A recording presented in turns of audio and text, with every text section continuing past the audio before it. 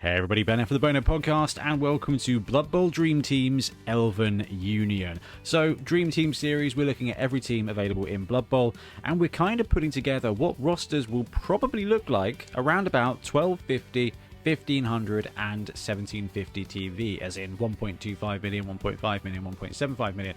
Now, the reason for that is because actually, as a guideline of what a team will look like from a league point of view at those stages, gives you a bit of an idea if you're planning on running Elven Union or if you're planning on playing against Elven Union, kind of what to build to and what you're likely to play against. So anyway, let's have a look at Elven Union.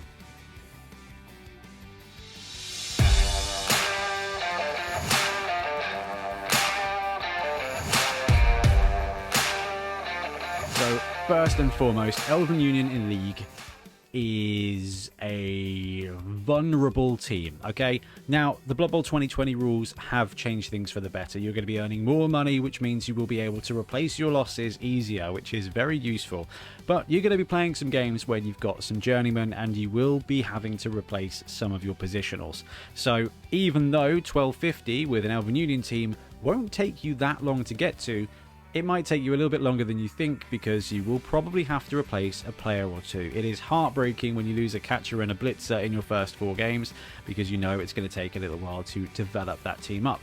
Now, there's a couple of different starting rosters for Elven Union. Now, oh man, I've left the blimmin' 2 in there again. We're assuming that you started with 2 throwers or you've taken the opportunity to get a second thrower. Ignore that second thrower if you don't want one. If you're only planning on running one, that's absolutely fine. It's just that the thrower's value versus alignment is actually pretty great. So if you've got a little bit of spare cash, then actually picking up a second thrower instead of a lineman is a pretty good thing to do. This team, it gives you that extra passing stretch ability because, like I said, your positionals don't have a lot of defense, so you may be playing a game where your primary thrower gets mullered. Having a secondary for a small TV boost is actually quite worthwhile. Definitely worth considering anyway. So about 1250, we're looking at 6 to 10 games here for Elven Union. You will be getting SPP. Your lineman will be getting SPP. This is one of the benefits of this team versus other teams, is that at movement 6, which is not great, Edge 2+ is great when you've got a team like this that can spread it around a bit. Your linemen are going to be scoring as well, so you will be developing your team. So 2 blitzers, 2 throwers, and probably picked up the 3rd catcher at this point with 5 line elves there. So 1, 2, 3, 4, 5, 6, 7, 12 players. In theory, it's good to have 12 players rostered, though you are likely to have 1 or 2 out at any one point because that's just how Elven Union plays. Now, 3 rerolls is probably all you're going to need. The great thing about this team is you've got speed, you've got reasonable skills when it comes to rerolls, you've got pass, you've got dodge eventually, you've got high agility, you've got a bit of block there with your blitzers, but the apothecary is a definite take as soon as you can. Now, you're going to have money because you're going to be scoring touchdowns, but your players are going to die. So actually being able to save that blitzer, being able to save that 100 and something K from your roster being deleted or just being ruined is worth every bit of the 50k for the apothecary. So by this point, you've got both blitzers. It's really boring, but the best skill to put on those guys is without question dodge. They've got block, they've got sidestep. Now they're blodge stepping. They're movement 7 pieces with Edge 2+. They've got block, they've got strength 3. They're good players. And the fact they've got sidestep means that they are aggravating on defense. Okay, so you can put them on a corner of a cage, and if your opponent doesn't drop them, they're going to be able to sidestep into, well, the circle of death, but it's going to force your opponent to spend more activations trying to murder them, and if they get it wrong, you're going to end up with a block piece right next to their ball carrier, which is something that can absolutely surprise your opponent. Now, taking dodge on those pieces, it combos absolutely brilliantly. Not only does your movement 7 2+ piece now have a dodge reroll when it wants to wander around, which is going to be very useful as an additional scoring threat, it's also going to keep them alive. And keeping this team alive, the longer they live, the better they get. It's kind of doubling down. So getting blodge step on those blitzers just means they become slippery, almost as good as war dancers. No leap, slightly slower, but definitely tougher with that extra armor. Then you've got the 2 throwers. Now, by this point, if you're running 2 throwers, neither one of them is likely to have scored a ton of touchdowns. You'll have some completions on there, absolutely, but probably not hitting your first skill up. They are great as they are, but if you do get a skill up, then actually there's a whole bunch of great passing skills for them to take. You can just take block and keep them alive, but accurate's going to mean that your quick pass ability is phenomenal. Cannoneer is going to mean that your long pass ability is even better. On the ball is going to give them pseudo movement, 9 at the beginning of a game. It's really, really great. So bear in mind that those throwers are going to start developing. Now, because you've got 3 team rerolls at this point, you don't need to worry about necessarily putting leader on either of them right away. You can start to develop that passing ability. And then the players you're throwing to. The blitzers on this team are brilliant, but the catchers are phenomenal players. Movement 8, strength 3, edge 2+. They are just absolutely stonking players. And the fact that they come with catch and nerves of steel, which is a passing skill, is incredible. These guys are always catching, with the exception of like disturbing presence and stuff, on a 2+ with a reroll. That's why this team is such a brilliant quick pass game. Movement 8. Okay, so you get these guys 6 squares onto the other side of the pitch. You just chuck them all there. Your opponent has to mark them all, but it doesn't matter. All you're doing is forcing a dodge roll. So the first skill you want to take on these catches as quickly as you can is dodge, because you've got that movement 8, which with a couple of risky rolls is movement 10. That's 10 squares, 2+ away into the open, and they are down right. And if you've got that dodge reroll, then it's a 2+ with a reroll to catch the ball and a 2+ with a reroll to escape. And more often than not, that's a 2++, 2++, touchdown from essentially 2/3 of the pitch. It is phenomenal. The high octane speed offense of Elven Union is unlike literally any other. Gutter runners are good, but you can mark them and it will absolutely hamper the ability to catch. These guys catch nerves of steel. It's 2+ forever, which is just awesome. Now they are going to get targeted, so eventually you're going to want to take block on them as well, because, you know, they're less likely to be dead. But trying to stop Elven Union from scoring is a massive effort. Having as many catches as you can is going to be great, and getting them dodge is a superb step. It's a bit boring, but the blitzers get better with dodge and the catchers get better with dodge. So dodge is a great first skill, and it's also a great first skill to put on your line elves as well. Now, I do not mind some random generals on these line elves. Block is great, wrestle's great, kick is great, sure hands is okay. There's a bunch of great skills you can take for them, so actually if they get to 3 SPP, taking a random general's not going to hurt. But saving to 6 and giving your line elves dodge as well is going to be really useful, because unlike other teams, this team has got no blockers and no big guys to put on the line, so you are going to be putting line elves on the line. So every elf that has dodge, block or wrestle is going to live slightly longer. You are going to be giving your opponent free blocks every game, and these line elves are going to take it in the face repeatedly. So giving them dodge to stay alive is brilliant. Having block and wrestle gives you defenses options as well. So it's up to you which way you go, but they're going to score TDs. I wouldn't hate taking some randoms on them. The problem is with line elves, they're not long for this world, so don't worry too much if they die. And then your team levels up. So we're looking around about 1500 now. Both those blitzers have leveled up even more. The difficult thing about this roster is that you've got an insane offense, but when it comes to stopping your opponent scoring, you've got some great stat block players, but you don't have a huge amount in the way of turnover skills. So we haven't necessarily built any wrestle players, and we don't have any tackle kicking around.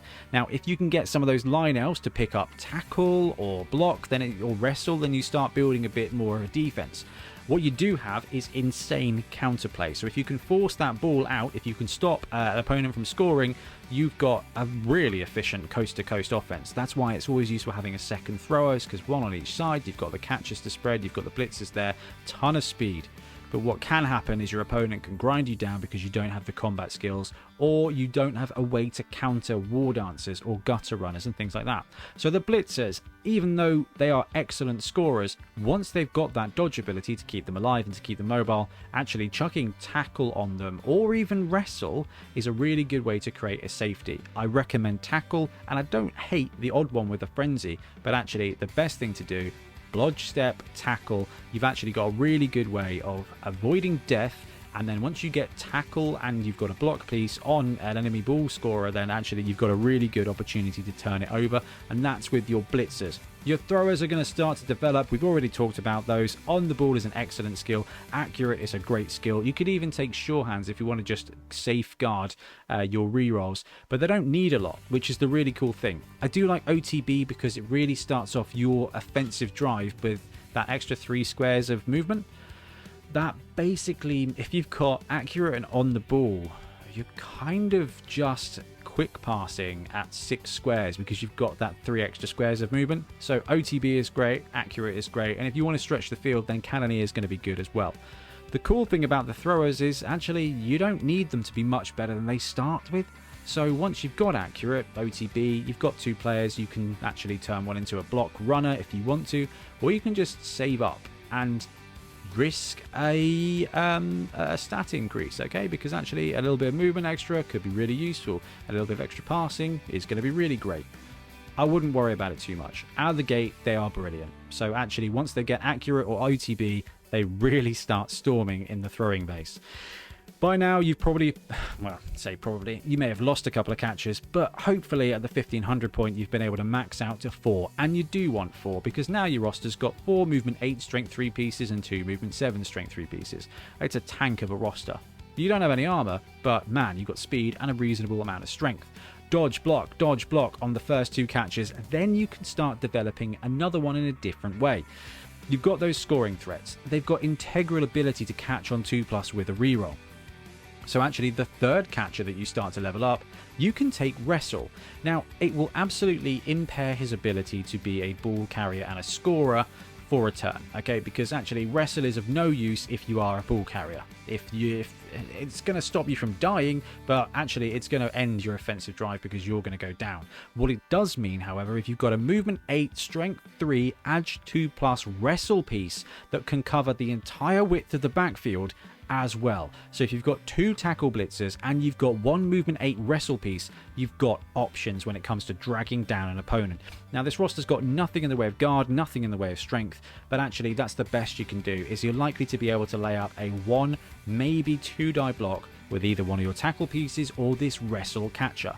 Now you can ignore that and go all like full guns blazing. You can go block on this guy as well, which is good for offense and defense, but I cannot recommend high speed, good edge wrestle enough. Even if it's just 1 player, it's going to give you that stretch, that opportunity to just be like, right, actually I've got 1 dice with wrestle here, they've got block, fine, actually you know what, I just need to roll that both down, pop the ball out, and then I've got an entire roster of edge 2+ pieces with good throwing and great speed.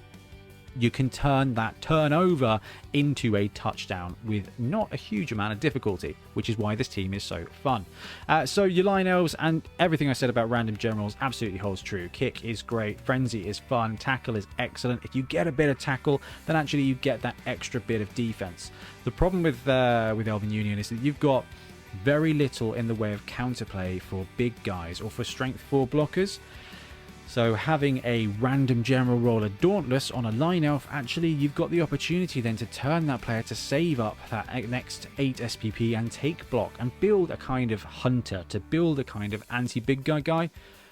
But when it comes to Elven Union, the best thing you can do is stay away from your opponent and just surgically strike. And having that wrestle piece, having that high edge piece just gives you a really good opportunity to get in there, get the ball and get out.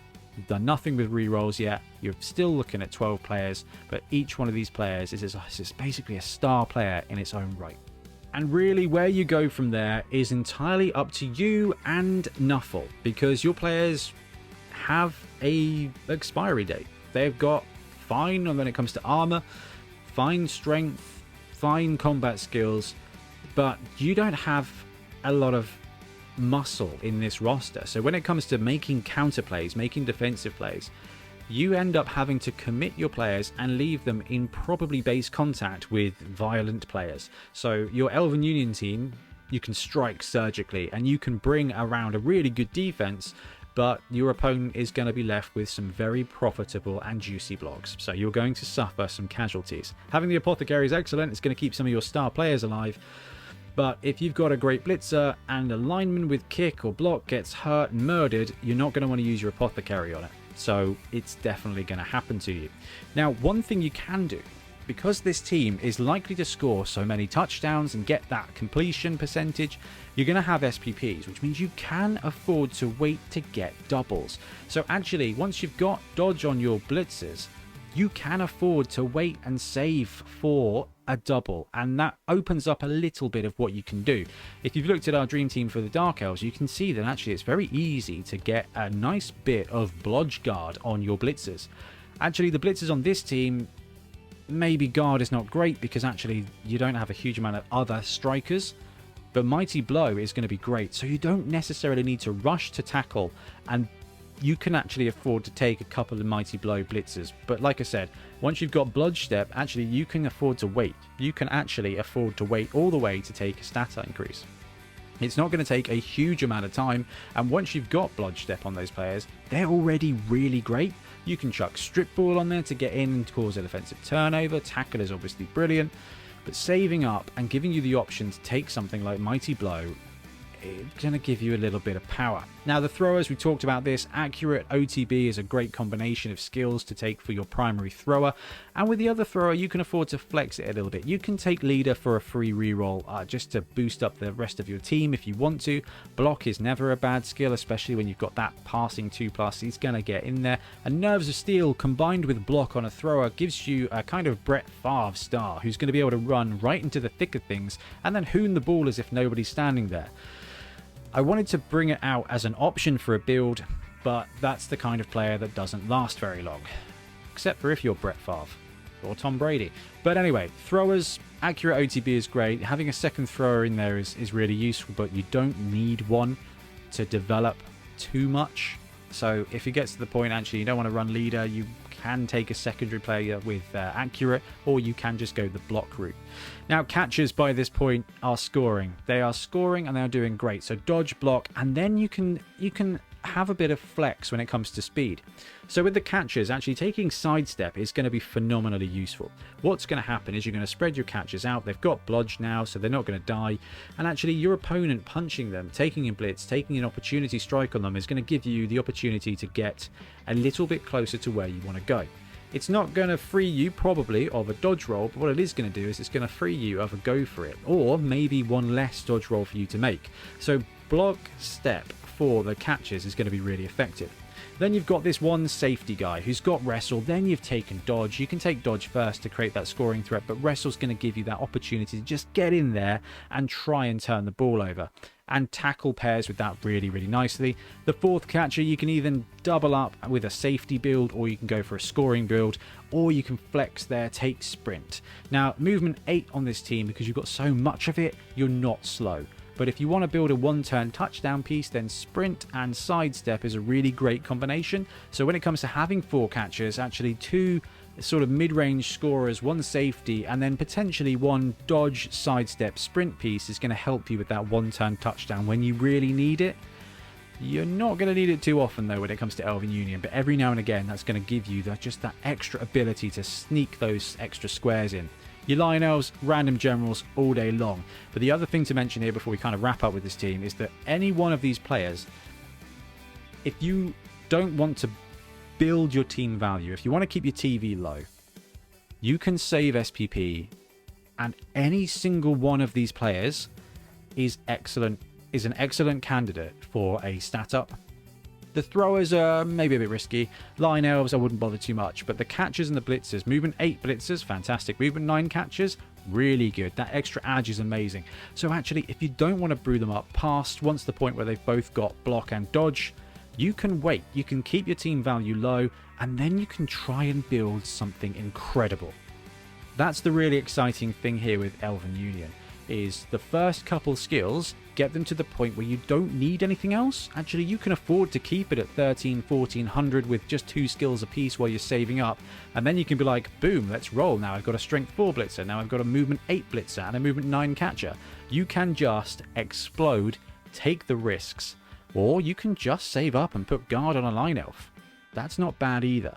This is the really exciting thing about elves in this edition. Once you got the first couple skills, you're gonna get those SPPs. It's just, you have to race death to get there. Gonna be really interesting. And when Blood Bowl 3 lands, we're gonna see a ton of really unique and very powerful Elven Union rosters that we're not used to seeing due to the old edition because of the way SPP save works, and I am very excited about that. Anyway guys, let me know in the comments what you think of this brew up and what other great skill combinations and tactics are there for Elven Union. I'd love to kind of combine all your wisdom in the comments with my musings. Anyway, I'm going to wrap up now. Thank you very much for watching. We'll be back soon with more Blood Bowl content. Happy blocking. Thanks very much for watching. We really appreciate your support. If you want to help support the channel even further, please like and subscribe, or come join us on our Patreon. We have early access to content, we get loads of feedback from you guys, and we try and do competitions as much as we can. Or you can get yourself some Bonehead podcast merch on our Spreadshirt site. So if you want to support a team, especially for the Bonehead Championship, you can pick up a shirt, a mug, things like that. It all helps support the channel, and we really appreciate it. Anyway, links below. Thank you very much. Happy blocking.